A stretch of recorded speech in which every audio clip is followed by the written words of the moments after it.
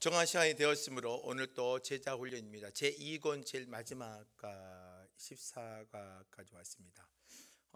오늘 2권 마무리하고 제자 훈련을 한 2, 3주 정도, 한 2주 정도 시간 드리려고 합니다. 그래서 지금까지 2권 공부했던 내용들을 정리할 수 있는 시간, 그래서 1과부터 14과까지 여러분 다시 한번 여러분들 영상들을 듣고 다시 한번 정리할 수 있는 시간들을 가졌으면 합니다. 그래서 그런 모습들을 좀 우리 다시 한번 생각해 봤으면 좋을 것 같습니다. 자, 14과 두 번째 파트입니다. 재림시의 성도들에게 일어날 일들이라면서 3번 문제로 넘어가 보도록 하지요. 자, 재림시의 성도들에게 일어난 일들, 참 많은 어떤 이것 가지고 많은 이야기가 있습니다. 여기서 뭐 신학적으로나 깊이 있게 들어갈 수는 없지만 일방적으로 성경에서 마지막 때에 일어날 일들을 어떻게 설명하고 있는지를 한번 보는 거지요. 어때요? 여러분 주위에 있는 사람들이 어때요? 마지막 때 이런 일이 벌어진다, 이런 일이 벌어진다, 뭐 구원파도 이야기를 하고 신천지 이만희도 뭐 이야기도 하고 그렇지만 성경이 우리에게 뭘 말하느냐, 이게 더 중요하겠지요. 우리 제자 훈련 받으신 여러분들이 어때요? 성경에서 하는 이야기가 우선이 되셔야 됩니다. 자, 3번이요. 예수님께서 다시 오실 때에 우리에게 어떠한 일들이 일어나는가? 자, 예수님께서 마지막 다시 재림에 오실 때에 우리에게 어떤 일들이 일어나는가? 성경 데살로니가전서 4장 13절부터 17절 중심으로 한번 보지요. 13절 보죠. 형제들아, 자는 자들의 가나요는 너희가 알지 못함을 우리가 원하지 아니하노니 이는 소망 없는 다른 이와 같이 슬퍼하지 않게 하려니라. 자, 자는 자들이 먼저 믿음의 모습을 갖고 죽은 자들에 대해서 이야기하는 거죠. 그래서 슬퍼하지 말라는 거예요. 우리가 예수께서 죽으셨다가 다시 살아나심을 믿을진대 이와 같이 예수 안에서 자는 자들도 하나님이 그와 함께 데리고 오시리라. 예수께서 부활하셨던 것처럼 죽은 자들도 다시 뭐예요? 부활하겠다는 것을 설명하고 있는 거죠. 15절이요. 우리가 주의 말씀을 너희에게 이것을 말하노니 주께서 강림하실 때까지 우리 살아남아 있는 자도 자는 자보다 결코 앞서지 못하리라. 주께서 호령과 천사장의 소리와 하나님의 나팔 소리로 친히 하늘로부터 강림하시리니 그리스도 안에서 죽은 자들이 먼저 일어나고 그 후에 우리 살아남은 자들도 그들과 함께 구름 속으로 끌려올려 공중에서 주를 영접하게 하시리니 그리하여 우리가 항상 주와 함께 있으리라. 재림시에 있어야 될 일들, 이 말씀을 조금 더 살펴보면 이렇게 이해할 수가 있습니다. 그 다음 페이지를 보면 데살로니가 교인들 가운데 죽은 자들로 슬퍼하는 이유는요, 그리스도의 재림을 기다리는 도중에 하나씩 둘씩 죽어갔기 때문이죠. 데살로니가 교회 성도들이 많은 핍박 가운데 있었지만 그들 가운데 한 성도 한 명씩 한 번씩 이제 순교하기도 하고 죽기도 하고 가잖아요. 이 도중에 하나씩 둘씩 이게 죽어가기 시작을 해요. 얼마나 슬프겠어요. 바울은 그리스도가 재림하면 죽은 성도들이 산 성도들보다 먼저 주를 영접하게 될 것이다 라고 말함으로써 데살로니가 교인들에게 이루하고 있다는 거죠. 그래서 죽은 자들을 뭐예요? 잔다라고 표현해서 먼저 잔 자들, 성경에 보니까 뭐라고 돼 있어요? 형제들아, 자는 자들에 가나요? 죽은 자라고 표현하지 않았지요. 바울은요, 데살로니가 교회 성도들에게 자는 자들에 가나요? 대해서 설명하며 데살로니가 교회 성도에게 위로를 해주고 있다는 겁니다. 하나님께서 예수 안에 있는 자들을 예수와 함께 데리고 오십니다. 예수 안에서 있는 자들을 어때요? 예수와 함께 다시 올 때, 재림할 때에 주님께서 데리고 오신다라고 표현하죠. 그리스도의 재림 때는 주 안에서 죽은 성도나 살아있는 성도들이 모두 부활하여 그리스도를 영접하게 되는 데에 그리스도의 재림은 단 이례적인 사건으로 성도들의 부활과 그리스도의 재림은 동시적으로 일어난다. 주님의 재림할 때에 죽은 자들도 다시 일어나며 주님과 함께 모인 온심을 설명하지요. 한 가지 분명한 사실은요, 주께서 분명히 재림하신다. 그리고 신자와 불신자들을 나누시고 심판하신다. 이걸 분명하게 이 데살로니가 전서에서 설명을 하고 있는 거지요. 자, 그러면 그 다음에 우리 이제 작은 1번부터 보죠. 예수 안에 자는 자들은 누구이냐? 우리 살아남아 있는 자들은 누구인가? 13절 말씀에 자는 자들은 재림 전에 먼저 세상을 떠난 성도들, 먼저 세상을 떠난 죽은 자들을 보고 바울은 뭐라고 표현했어요? 자는 자다라고 표현하죠. 살아남은 자들은 재림 때까지 생존한 성도들, 끊임없이 예수님의 재림할 때에도 뭐가 있어요? 믿음을 가지고 지키고 있고 고난과 핍박을 가지고 있는 자들이 존재할 거고, 그도 과거의 고난과 핍박을 이겨내며 믿음으로 가지고 있었지만 죽은 자들은 뭐예요? 잔다라고 표현하며 그들도 다시 어때요? 주님의 재림 때에 그들이 어때요? 다시 일어설 것이다 라고, 부활할 것이다, 주님 오실 때 함께 오실 것이다 라고 위로하고 바울은 데살로니가 교회 성도들에게 힘이 되어주게 말하고 있는 것입니다. 두 번째요, 예수 안에서 자는 자들에게 재림시 어떤 일이 일어나는가? 예수 안에서 자는 자들 재림시요, 14절에 보니까 뭐라고 되어 있어요? 우리가 예수께서 죽으셨다가 다시 살아나신 믿을진데 이와 같이 예수 안에서 자는 자들도 하나님이 그와 함께 데리고 오시리라. 14절에서 뭘 말해요? 하나님이 예수 안에서 자는 자들을 뭐하고 오신다? 함께 부활해서 함께 온다라고 표현하고 있는 거죠. 그래서 데살로니가 교회 성도에게 너 슬퍼하지 말라 위로해주고 있는 거예요. 너희들이 예수께서 재림할 때에 그들 다시 함께 온다는 것을 설명하죠. 또 16절에서는요, 주께서 호령과 천사장의 소리와 하나님의 나팔 소리로 친히 하늘로부터 강림하시느니 그리스도 안에서 죽은 자들이 먼저 일어나고 라고 되어 있지요. 16절에서 그리스도 안에서 죽은 자들이 먼저 일어나 부활한다고 말합니다. 그래서 이걸 종합해 보면 부활하여 예수님과 함께 세상에 오게 된다. 예수 안에서 자는 자들, 그리고 재림시 어떤 일이 일어나는가? 주님의 음성을 듣고 주님의 천사장의 호령과 천사장의 소리와 나팔 소리를 들으면서 하늘로부터 강림할 때 그리스도 안에 죽은 자들이 먼저 일어난다 라고 생각을 하죠. 얼마나 감사해요? 얼마나 은혜가 돼요? 믿음을 가지고 죽은 자들의 우리가 슬퍼하기도 하죠. 수많은 장례를 할 때 얼마나 가슴 아픕니까? 그러나 우리에게 뭐가 있어요? 주님이 이 땅에 다시 오실 때에 이들은 하나님의 그 천사장의 소리와 주께 호령의 소리 먼저 일어난다는 것을 가르쳐주고 있다는 겁니다. 이게 우리의 부활의 소망이요, 이 땅에 다시 재림의 신앙의 아주 중요한 모습이라는 거죠. 여러분, 이렇게 질문 한번 해볼까요? 만약 여러분들 제자훈련 받으신 여러분들 있잖아요. 세상을 먼저 떠난 사랑하는 자들에 대해 이러한 소망을 분명하게 가지고 있습니까? 여러분들, 내 가족들이 예수를 믿고 죽었어요. 분명히 여러분들 갖고 있습니까? 다시 만날 것을, 다시 재림하면서 부활할 것을. 여러분, 이 재림에 대한 신앙이 우리에게 뭐가 되는 거예요? 소망이 되어지는 거고, 이 땅에 살 때의 위로가 되어지는 겁니다. 우리가 몸이 떨어져 있지만 우리에게는 뭐가 되는 거예요? 희망과 소망과 우리의 행복이 될 수 있는 것입니다. 이 재림의 신앙을 우리가 저와 여러분들이 가지셔야 된다는 겁니다. 세 번째요, 재림시까지 생존한 성도는 어떻게 되는가? 이 재림시에 남아있는 성도들이 어떻게 되는가? 17절이에요. 그 후에 우리가 살아남은 자들도 그들과 함께 구름 속으로 끌려 올라간다. 공중에서 주를 영접하게 하시리니 그리하여 우리가 항상 주와 함께 있으리라. 할렐루야지요. 살아남은 자들은 공중으로 끌려 올라가서 거기서 주님을 영접하게 됩니다. 끌어올려진다는 말에 우리는 뭐 어떤 개념이 나오죠? 휴거라는 개념이 나오긴 해요. 그러나 중요한 건 휴거냐 휴거 아니냐 이런 걸 떠나서 살아남은 자들은요, 하나님의 공중으로 우리가 끌어올려서 하나님의 나라, 하나님에서 아버지의 나라에 영접함을 받고 누린다는 거죠.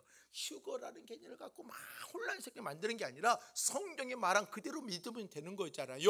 뭐예요? 주님의 마지막 때에 남아있는 사람들, 이 땅에 남아있는 사람을 주님께서 어때요? 다시 오실 그날에는 주님의 공중에 어때요? 끌려다서 하나님의 나라의 은혜를 누리고 주님의 은혜에 영접함을 누릴 수 있다는 거 꼭 기억하셨으면 좋을 것 같습니다. 그리고 뭐라고 되어 있어요? 새하늘과 새 땅에서 영원히 주님과 함께 살게 되어진다.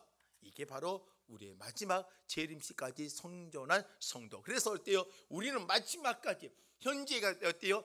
오늘 오시려나 생각하시면서 어때요? 주님의 그 신앙을 소유하고 살아가는 거. 그러니까 제자훈련 받으신 여러분들 있잖아요. 세상에 얼마나 힘이 들어요. 그러나 주님 오실 그날을 생각하고 오늘 또 최선을 다해 믿음의 삶을 사세요. 주님이 오신 그날에 우리를 부르시고 우리를 하나님의 새하늘과 새 땅에 거하게 하신다는 것입니다. 네 번째요, 당신은 이 황홀한 시간이 눈앞에 기다리고 있다는 사실을 믿고, 다시 말해 재림의 신앙이죠. 제 주님이 오실 그날이죠. 이걸 기다리고 있다는 사실을 믿고 소망할 때 실제 생활에 어떤 도움이 받는가? 여러분 생각해 보세요. 여러분 신앙의 재림의 신앙을 갖고 있는 데에 이 재림의 신앙이 과연 나에게 어떤 도움이 되겠습니까? 여러분 스스로 물어봤으면 좋겠어요. 내 재림의 신앙이 나에게 어떤 유익이 될까요? 어떤 유익이 될까요? 나에게 두려움을 될까요? 아니에요. 이렇게 몇 가지로 설명할 수 있습니다. 주님이 기뻐하신 일을 하게 되어진다. 주님이 오실 다시 재림의 날을 기약하면서 내 신앙은 뭐예요? 주님이 원하고 주님이 기뻐하시는 삶을 살게 되어지는 거죠. 그리고 항상 뭐예요? 주님을 만날 삶의 준비를 하게 되어진다는 거죠.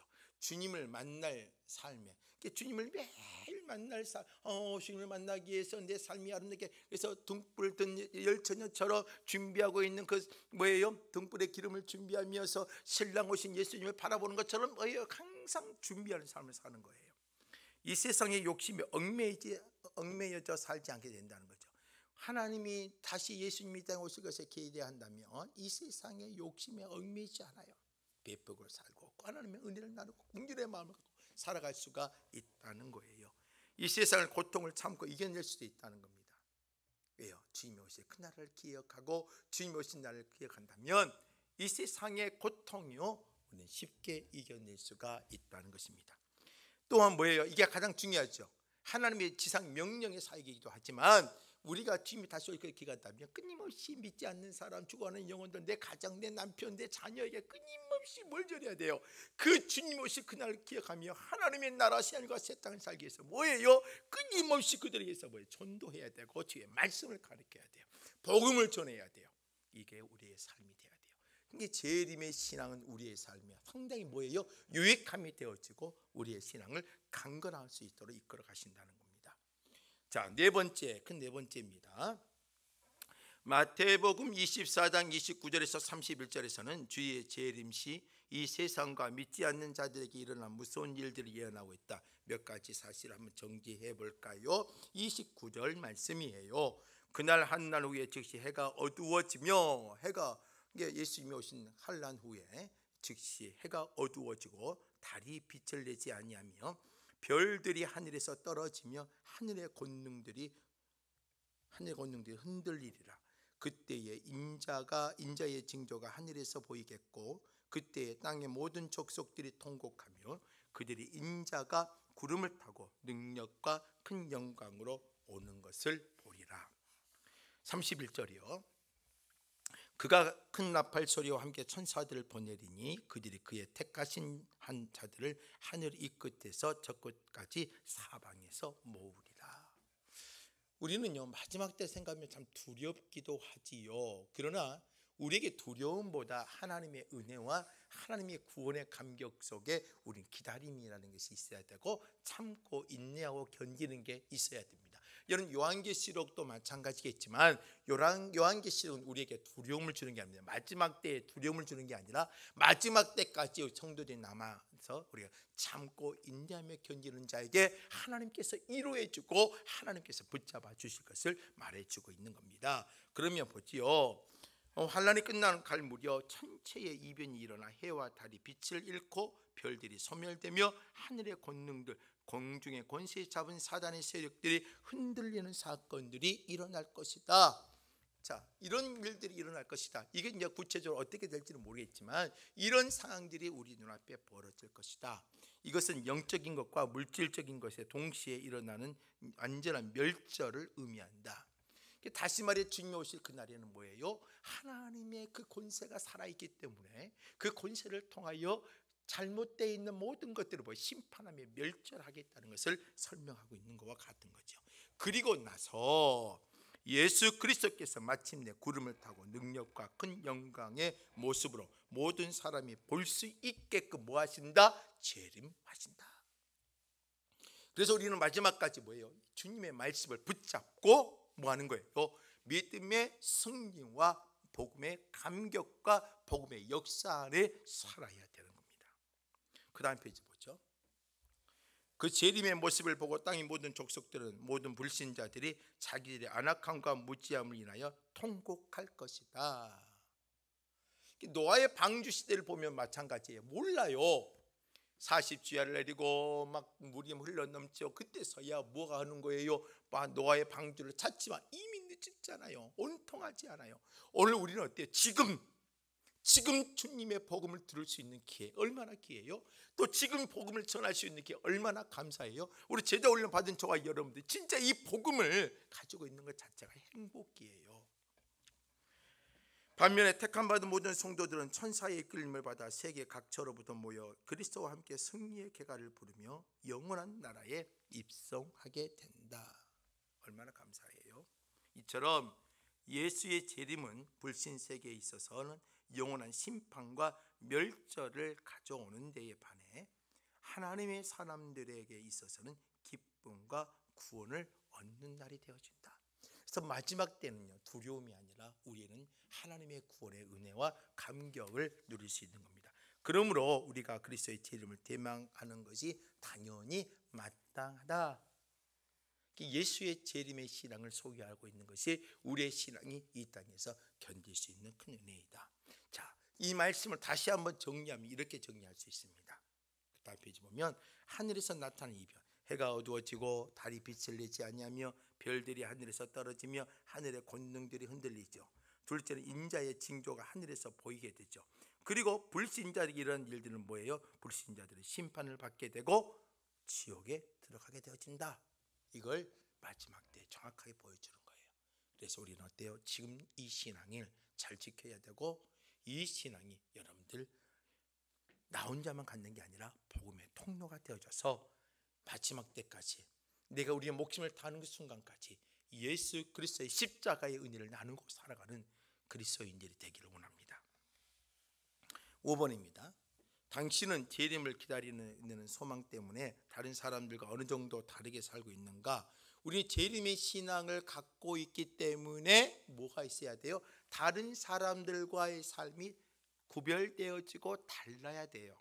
그래서 다른 사람과 분리되는 삶이 아니라 우리 세상 속에 들어가서 빛의 열매를 맺고 빛의 모습을 가져야 돼요. 뭔가 달라야 돼요. 재림의 소망을 갖고 있고 마지막 때 주님의 나라에 가고 주의 은혜를 누리기 위해서라면 이 땅에 하나님 나라의 성도의 성품을 가지고 있어야 돼요. 이게 구원받는 자의 모습이라는 거예요. 오늘 저와 여러분들이 이 땅에서 삶이 매우 중요하다는 것을 기억하셔야 됩니다. 지금 우리 제자 훈련 받으신 여러분들 지금입니다. 지금 여러분들의 신앙을 점검하십시오. 지금 여러분들의 신앙을 분명하게 세우십시오. 지금 여러분들의 신앙들이 어때요? 혹시 좀 느슨해졌습니까? 좀 어때요? 좀 연약해졌습니까? 그렇다면 안 됩니다. 여러분들의 신앙을 조금 더 갖고 가시기를 바랍니다. 질문 한번 드려볼까요? 만약 그리스도인들이 불신자들과 다르게 살지 못한다면 그것은 무슨 이유일까요? 여러분들 내가 불신자와 별 차이가 없어요. 왜 그럴까요? 우리 그리스도인들이 왜 불신자와 차이가 별로 없다고 생각하십니까? 여러분 나름대로 생각이 다 다르다고 생각을 해요. 뭔가 이유가 있겠지요. 그런데 둘 중에 하나입니다. 재림에 대한 소망이 없거나 그만큼 이 세상에 대한 집착이 강하기 때문입니다. 돈을 벌어야 되고 무엇을 해야 되고 너무나 세상에 집착이 강하다 보면 세상 사람들과 달리 보여지는 것이 없다는 겁니다. 그 다음 페이지요. 질문 두 번째요. 혹시 휴거와 같은 책의 내용이나 요한계시록에 나오는 무서운 예언들 때문에 재림에 대한 소망보다는 두려움이 더 크지 않습니까? 제가 어렸을 때 보면은요, 극장에서 제가 어렸을 때 강주극장인가 어디에선가요, 시내에서 교회들이 모여서 휴거라는 영화를 봤습니다. 근데 참 그때 보면은 그 참 놀라운 거죠. 근데 제가 지금 신학을 공부하니까 참 그런 영화를 통해서 우리 한국교회 성도들의 어떤 갖고 있는 생각의 틀들이 상당히 뭐예요? 잘못되어질 수 있겠구나라는 생각이 되어집니다. 분명 그를 통해서 무서움과 두려움과 경각심을 갖게 하는 것은 좋아요. 그러나 진정한 성격적 근거에 맞춰서 해야 되는데 그렇지 못할 때가 있었다는 것이 분명해요. 그래서 영화도 중요하지만 우리는요 분명히 성경을 통해서 다시 한번 봐야 돼요. 혹시 휴거와 같은 책의 내용이나 요한계시록에 나오는 무서운 예언들 때문에 재림에 대한 소망보다 두려움이 크지 않습니까? 크지요. 그러나 그렇게 해서는 안 됩니다. 재림의 예언이 지닌 목적은 재림에 대한 두려움을 만들어내는 것이 절대 아니에요.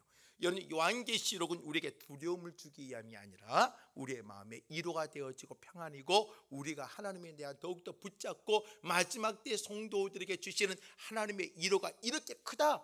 그래서 우리 참고 인내하며 견뎌야 된다. 이것을 설명해 주고 있는 책이 요한계시록이에요. 마지막 때가 무섭구나, 두렵구나, 야 이렇게 이런 일이 벌어져, 이런 게 아니라 마지막 때에 남아있는 성도를 하나님 이렇게 지키시고 보호해 가신다는 거죠. 그래서 우리 그리스도인들은 뭐 해야 되는 거예요? 참고 인내하고 견뎌내야 되는 이 신앙의 모습을 가져야 된다는 거예요.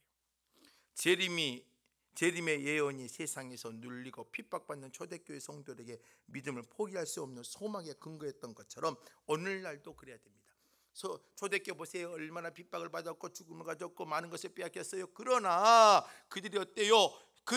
다시 오실 예수님을 기대하며 그들은 참고 인내하며 견디며 소망하며 서로 협력하고 동조하며 서로 구제하고 살아가잖아요. 이게 바로 재림의 신앙의 바른 믿음의 모습입니다. 재림에 대한 소망을 만들어내는 것이 재림의 예언의 목적인 것이지요. 재림은 우리에게 소망을 줍니다. 두려움이 아니에요. 여러분, 재림의 신앙, 예수님이 다시 오신 것은 우리에게 뭐예요? 그리스도인들에게는요, 이 땅을 살아가야 될 소망과 능력과 은혜라는 것을 기억하셨으면 좋겠습니다. 여러분들, 이 땅에 사는 것은요, 다시 오실 예수님 바라보며 그리스도인들은요, 소망을 가지며 살아가는 것입니다. 여섯 번째입니다. 고린도전서 16장 22절에 주께서 임하시느니라 라고 말하는 말씀은 주여 오시옵소서 마라나타라고 번역할 수 있습니다. 초대교회 성도들은 기도할 때 주님이 재림을 사모하는 마음으로 마라나타라고 외쳤는데, 당신도 이렇게 재림을 사모하고 있습니까? 그리고 지금이라도 주님께서 재림하신다면 두려움이 없이 주님을 영접할 수 있습니까? 그렇게 해야 되겠지요. 여러분들 진짜 어서 오시옵소서 주님 마라나타이시나. 그리고 여러분들 주님이 오실 것을 지금도 기다리시면서 두려움 없이 주님을 기뻐하며 만날 수 있도록 신앙이 깨어있기를 원합니다. 마지막 때 두려움에 빠져서 사는 자들이 아니라 목사인 저나 여러분들 제자훈련 받으신 여러분들이나 진짜 주님을 만날 그날에 기쁨으로 감사함으로 착하고 잘했다 충성된 종아, 이 하나님의 즐거움에 참여하는 자가 됐으면 좋겠습니다. 저와 여러분들 한 달란트 받는 자가 되는 게 아니라 2달란트와 5달란트를 갖고 있는 자가 돼서 여러분 오늘 하루의 삶이 주님 오실 때까지의 삶이 나에게 주신 맡겨진 하나님의 은혜 안에 최선을 다해 여러분들 많은 것들이 이루어되고 주의 뜻을 이룰 수 있는 저와 여러분이 되기를 원합니다. 그 다음 페이지요. 이제 마무리합니다. 이 14가의 내용을 요약을 하면 이렇게 요약할 수 있습니다. 재림은 성경에 남아있는 마지막 예언이다. 재림은요, 예수의 초림처럼 반드시 성취될 것이다. 이 땅에 오신 예수님처럼 다시 우편 보좌 원장이신 주님이 다시 오신다는 거 분명하게 성취되어진다는 것을 기억하십시오. 재림과 동시에 성경에는 영생, 악에는 영원한 사망이 선고된다. 여러분들은 하나님의 영원한 생명을 소유한 자임을 기억하십시오. 재림은 이 지구 역사의 종말을 의미하기도 한다. 재림의 신앙을 부인하면 예수 그리스도와 성경 말씀 자체를 부인하는 것이다. 여러분, 재림의 신앙을 부인하면요, 예수님 자체를 부인하는 겁니다. 성경의 사상을 다 부인하는 것입니다. 그 다음 페이지요. 재림의 일시는 아무도 모릅니다. 다만 재림의 징조는 알 수 있을 뿐입니다. 마지막 때 이런 징조가 있을 것이다. 그래서 여러분들 그런 징조를 설명할 뿐이죠. 그러나 우리는 그걸 떠나서 뭘 해야 돼? 마지막까지 우리는 참고 인내하며 신앙의 바른 길을 걸어가야 되는 거죠. 재림의 일시를 말한다거나 성경에 언급하고 있지 않는 재림의 사건을 인위적으로 묘사하는 일은 이단이라고 규정할 수 있다. 그래서 마지막 때에 잘못된 설명하셔서는 안 됩니다. 성경 외에는요, 믿을 만한 것이 없습니다. 재림과 거기에 따르는 일은 너무나 신비적이고 감추어진 면이 많아서 해석상 약간의 이견들이 있을 수 있으나 서로 겸손하게 간용해야 된다. 여러분들, 마지막 때 이 재림에 대한 어떤 요한계시록 해석 부분이 참 다양하게 있습니다. 그러나 이 부분들을 우리가 논의할 것 떠나서 우리 마지막 주님이 오신다는 거, 재림의 신앙을 소유해야 된다는 거, 그리고 그 재림의 신앙을 겸손히 받아들이고 우리가 신앙의 아름다운 모습으로 참고 인내하며 나가셔야 되는 것입니다. 오늘 여기까지 공부하겠습니다. 제자훈련 가져봅니다. 성경 암송, 큐티, 그다음에 독서 이런 다 살펴보시고요. 저는 2주 시간을 드리겠습니다. 1주, 2주, 3주 정도 시간을 드리도록 하겠습니다. 3권을 공부하기 전에 여러분께서 지금까지 2권 공부했던 내용을 단톡방에 우리 경원 전도사님이 전부 다 올려놓을 겁니다. 여러분들 아마 안 들은 부분도 있지 않겠냐 생각되어집니다. 여러분들 3주 동안에 여러분들께서 어때요? 코로나19 가운데에 집에서 다시 한번 여러분들 공부를 마무리 지었으면 좋겠습니다. 기도하고 마치겠습니다. 하나님 감사합니다. 주님 함께해 주시옵소서. 2권을 마무리했습니다. 하나님 2권 마무리하고 이제는 한 3주 동안 2권의 전체를 복습하고 돌아보려고 합니다. 성령 하나님께서 함께 하시고 주님께서 은혜 내려 주옵소서. 예수님의 이름으로 기도드립니다. 아멘. 수고하셨고요. 이제부터 여러분들 2권을 다시 한번 복습하는 3주의 시간을 가지시며 3주 후에 뵙도록 하겠습니다. 수고하셨습니다.